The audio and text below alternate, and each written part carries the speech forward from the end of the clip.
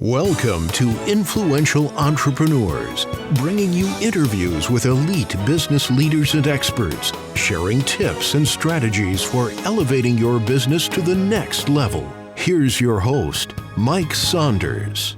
Hello and welcome to this episode of Influential Entrepreneurs. This is Mike Saunders, the Authority Positioning Coach. Today we have with us Terri Thompson, who's a realtor with Trinity Team Real Estate at Keller Williams Preferred. Terri, welcome to the program. Thank you very much, Mike. I'm excited to be here. Yeah, I'm looking forward to talking with you as well. And I always love to hear the backstory, like what got people involved in real estate in the first place. So give us a little bit of your backstory and what caused you to think, hey, maybe I should get into real estate. Sure. Happy to share. About 10 years ago, I started just as an admin position with a small brokerage in Denver, Colorado, and was just doing admin work and just saw the incredible sense of reward of people being able to purchase a home or people being able to sell their home, and did admin for several years and then decided, hey, I should just be a realtor. And so I finally got my license. I've been licensed for almost 4 years now and made the move over here to Trinity Team just a few months ago, and very excited about the move and just ready to pursue my goals with the Trinity Team and be a successful brokerage.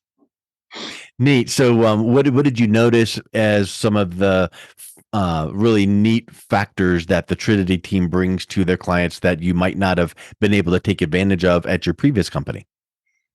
This team is incredible. They are so supportive. They are all about education. They want to train you with the best aspects possible. I have learned more in the last few months than I have in all the several years that I have been an agent. We've been coaching. I have 2 coaching classes as a group and one twice a month as just one-on-one, which has been very successful for me.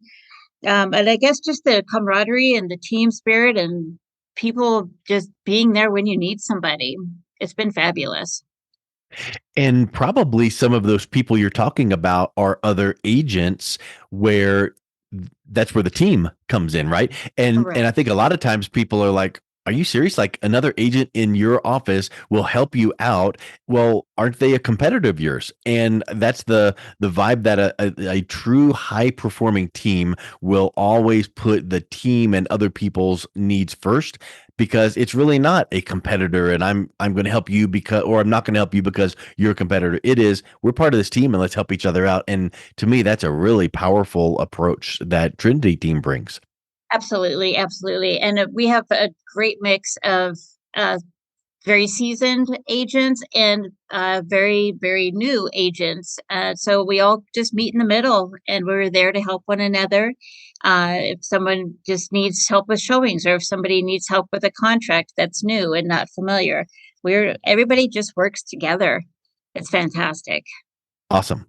So do you, I know in real estate, you can work with buyers, sellers, investors, first-time home buyers. What is your preferred clients, or do you work with everyone, or do you have a specific area that you tend to focus with? I have been working with just a little bit of everything. I have several investors, but that is a very wanted market at the moment, just because everybody, of course, wants to invest. But I have a ton of listings under my belt, lots of buyers. I don't really specify just one particular because I feel like I would just limit myself. So I try to just be a part of all of it. Yeah. Yeah, that's a really good point. I mean, when you can be all things to all people within real estate and have the backing of the team, that allows you to not have to feel like, well, I have to be a full-on expert in every single aspect of it because I've got my team behind me that you can draw from their experience. Right, 100%. So when you're working with, let's just say buyers, are you able then to work with first-time home buyers? Because I know that the market currently, is going to be different than what it was even 6 months ago, and certainly it's going to change in the next 6 months as well. But what are you seeing for like first-time home buyers? What are they going to face in the market? Right now, with the market, there is a huge market shift happening right now. We have gone from very few homes in the inventory, which led to bidding wars like crazy. But now it is slowing somewhat, so there is more price. There are more options for first-time home buyers. But with the prices in Colorado, it is still pretty significant amount of money to be able just to purchase a home, especially in the rural or in the urban areas where a lot of younger homeowners want to buy. But I suggest them getting a lender, talking through finances prior to taking any steps forward. Just Yeah. knowing what you're getting into and knowing what you can afford is key to being able to win in this market in Colorado. Well, and talk a little bit about that with having the right lender partner and being fully prepared, not just some, yeah, I think we can do this. So I know that being pre-qualified is one aspect, but being pre-approved gives you a little bit more solid power. So you as an agent then working with the client, you've got a client that is pre-approved. So talk a little bit about the power that brings when you're working with the offers and getting that accepted. Sure. Well, if this person is ready, if they've done all their due diligence, done their homework, worked with the lenders, got pre-qualified, pre-approved, ready to go, when they find that house, you have to make an offer, and it goes that quick. You can't think about it. You don't want to say, "Well, let's think about it over the weekend." That house will be under contract before you even get a chance to have a contract written. So if everything is ready to go, you're ready to make that move, we pull the trigger and we write the contract and most likely get under contract. There's no waiting in this market right now. You either know what you're getting into and go forward, or you take your time and you lose out, unfortunately. Yeah, you very well may lose out on something that it was like, oh, that was kind of not necessarily our dream house per se, but pretty darn close to our dream house, and we just kind of took a little bit of a misstep. So I think that's a huge piece of advice. Let's think about that from the other side of the equation, the seller. When you're working with sellers, what is one or two ways that you advise them to make sure that their house is fully ready to then be listed for the best possible price? Sure. With sellers, the key is getting the price dialed in. If it is overpriced due to what, I guess, so let me start over. Educating your seller on Yeah. what the price point should be is key. Yeah. If they think because they see the other markets, see other houses going quickly, they think they can get a certain amount for their house and they're very house proud, but it needs to be the market analysis has to be completely dialed in, which I do a extremely detailed market analysis prior to even putting the house on the market. I work with the seller, let them know, look, this house sold for this in your neighborhood, but it has this. It has A, B, and C, where yours has D, E, and F. So if once you get the price point dialed in, get it on the market, you have many offers. If you overprice it, you get buried in the MLS. It will sit there, and it's just worth it to really focus in on your price point with what your house is worth. I think that is, of course, spot on, and that can become hard when you have a seller that goes, "Yeah, but I saw my neighbor a few months ago that got 20,000 more than what they listed it for, so I want to get the most I can get." But isn't it true that the markets tend to shift even month to month to month, so you can't really look back to that, and you need to look at those comparables and go, "This house sold for." Yours is exactly that. Yeah, there's a little tiny nuances, but what do you do when you're working with a seller to help them fully understand that, taking that educational approach? You can't just say, you're wrong, I'm right, do this. We know that. But what are some ways that you are helping them to realize that so that you guys both are on the same page? Sure. We do mostly what I'll do is, depending on that month, I do the very current comparative market analysis. We also look at the mortgage prices, the mortgage interest rates. Look at where the market is, the time of year. If the kids are going back to school, people aren't going to be wanting to purchase a home during the process of getting their kids enrolled in school. If it's close to holidays, if it's close to the end of the year, it's going to go slower. The spring months are key to get going, to get rolling on listing a house. Summer months, of course, are always much more traffic. But depending on the year, depending on the mortgage rates, depending on what is available, if there's if there's any what the listings total amount is, if there's inventory, if there's not, there's so many variables. It just depends on what time of year and how aggressive your clients want to be. Yeah. Now, what do you do when someone says, well, hey, we were thinking about, renovating the whatever, bathroom, kitchen, base, whatever. At some point when you have that renovated room that will add value to the house, but then don't you have to take into consideration the time it takes? Then you might miss a window of, being able to list it now and get some activity, and then also the cost. So how do you help your clients realize how to make that decision? 100%. If it's like I said, towards the end of the year, it's not worth it unless you want to just fix it up and then hold off on listing until the spring.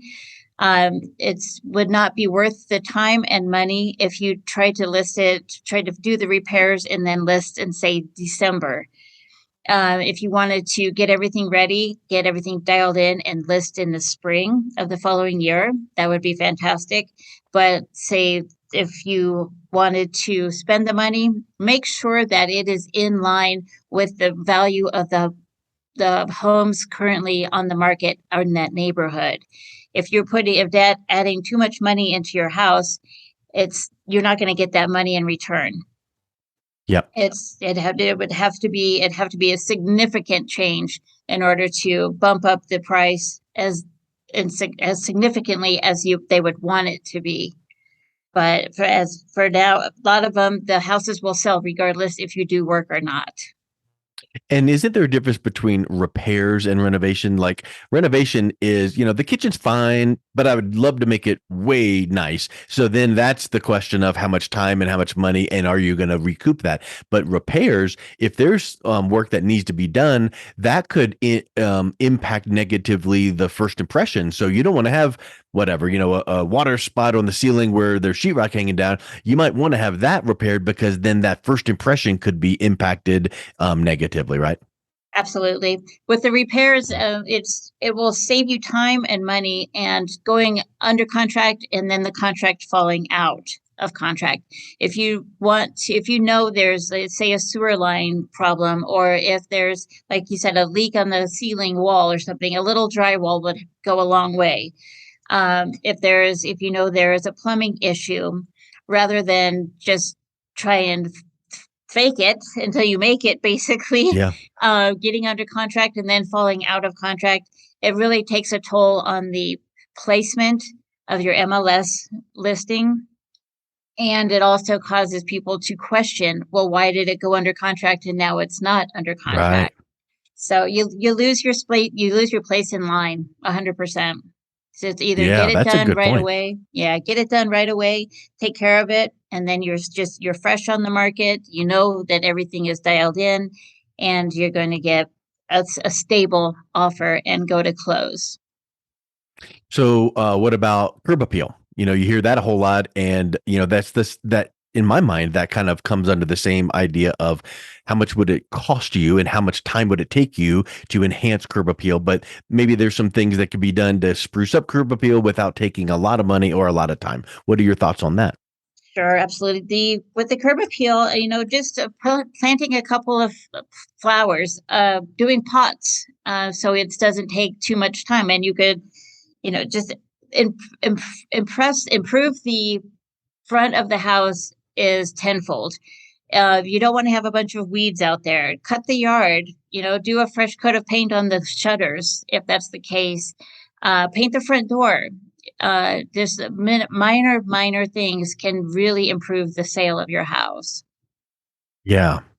And talk a little bit about how if from a seller's, we're talking about the sellers at this point, should they be prepared for flexibility? Has the market shifted enough that now maybe they should be considering paying for closing costs, or is the market still strong in that respect for the sellers?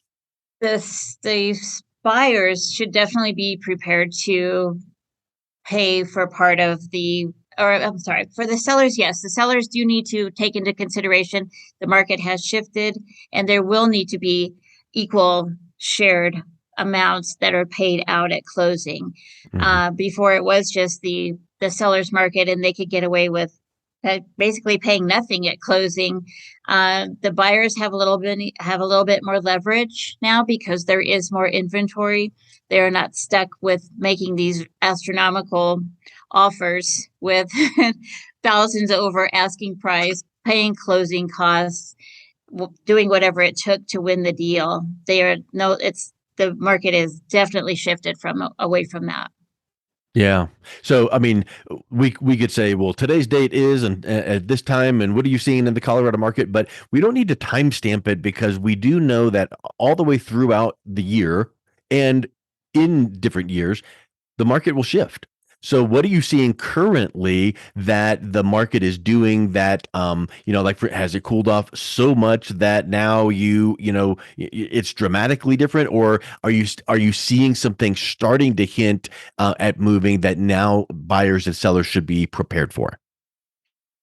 As far as what I can see, there is definitely a lot more inventory, which is helping the buyers aspect.